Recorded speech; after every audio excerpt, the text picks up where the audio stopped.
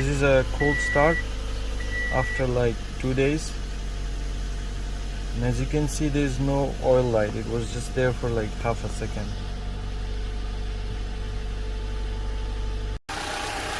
This is the sound after it was repaired, and this is pretty much the normal sound for the Camry engine.